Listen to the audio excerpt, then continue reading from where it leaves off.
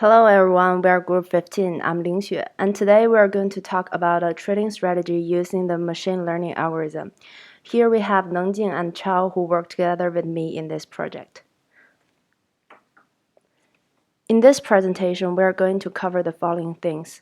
Firstly, I'm going to briefly introduce the whole project and the methodology, and the code will be explained by Nengjing and Chao, and the result will be shown at the end of the presentation. So it happens to the majority of investors who make their first attempt to invest in the real market that they evaluate their stock performance against that of the benchmark. Therefore, our project is just based on the idea to help the investor beginnings to make their right decision when they face a huge amount of trading information every day. So the first thing about the project is that we choose 10 major stocks and one benchmark.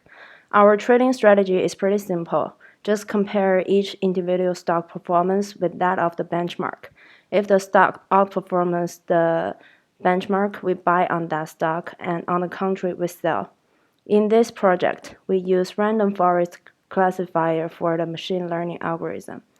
Although Professor has already mentioned this in class, I put the definition and the related information on the slide. So here comes our code explanation. Hi, next I'm going to introduce the data initialize part. We decide to choose the SP500 top 10 holdings price as our input to train our random forest classifier model. This is our top 10 stocks, and we use these 10 stocks because we think they are more representative and take around 20% of the total asset of SP500. As the picture shows, firstly, we create the initialize context. Initialize function will run once when the script starts up. The context is a Python dictionary which stores information on our strategy. Then we add the stocks to the context by using seed function. It is a quantopian function represent the stock's ID. Here we should notice that the last one is SPY, but no position in SPY is taken. It just serves as a normalizing benchmark only. Also, we assume the algorithm trades every minute with little or no commission fees. So this algorithm is really flexible to user. To set the cost of trades, we can specify a commission model in initialize using set commission function. Our commission function charges 13 basis points per share with a minimum trading cost of $1.3. The window is the amount of previous bars to study, and we set it equals to 100, which means we use 100 previous minutes price per stock as X to train our model. The number of data is the total data we will use for the model. It equals the square of window, and we are going to split it into 100 groups later. Then we name the random forest classifier function as the classifier in context.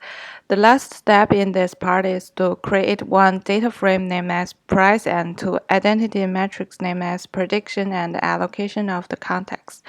In the next handle data step, we will fill in or replace the number of these three metrics. So Chao will introduce these following steps. Hi, I'm Chao. Let me introduce the part of the handling data. First step of this part is to collect the data needed to construct the model. In this step, we update the current prices of top 10 stock of SPY and add them to the data frame we created before. After collecting enough data, we select the most recent 10,000 data in the data frame and process them for later use. In the step of processing data, we transform the data into a metric of zeros and ones. We subtract the standardized prices of SPY from the standardized prices of each stock.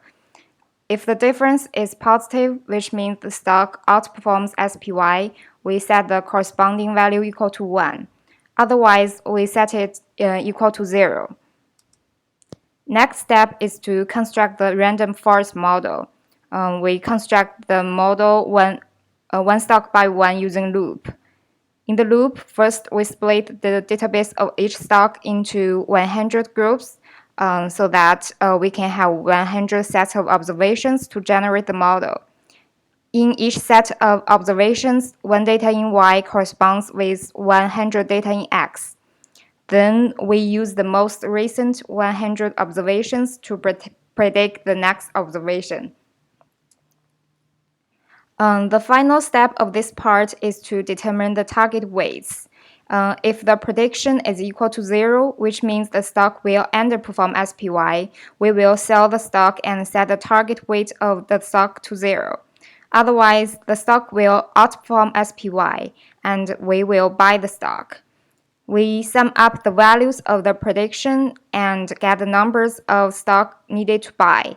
Then we set the target weights equal to 1 over the sum of the prediction.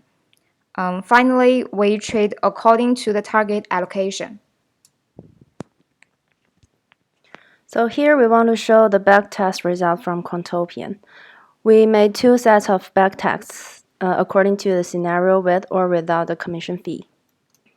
So here we set the time period starting from the beginning of 2016 with an initial capital of $30 million or $50 million. The result shows that the cumulative performance from the algorithm is positive, which means that the trading strategy is effective and making money. Compared to the cumulative return from our benchmark, which is the SPY, we can see a significant advantage from the trading strategy. So anyway, there are still a few things we can do to refine the model and to make the trading strategy to be perfect. The first of all is here we used the $30 million for initial capital and we didn't limit the leverage ratio. Therefore, it can be a leverage limit if you really want to use the code, just more than just theoretical practice. And for the daily transaction frequency limit, since the handling data function can be called automatically by Quantopian every minute, therefore there could be a number of transactions for the same order. To avoid that, we can set a limit for the transaction frequency to once per day. And the third is the weight. In our project, since our goal is just to see if the classifier can predict the right order for buying and selling, we didn't draw too much attention to the weight. However, it's quite important if you really want to use the code in the real market. In that case, we can generate a Python code which can return the weight of each stock in optimum portfolio with the stock we buy in one transaction and rebalance the weight with different transactions. So here are our references, and thank you for your patience.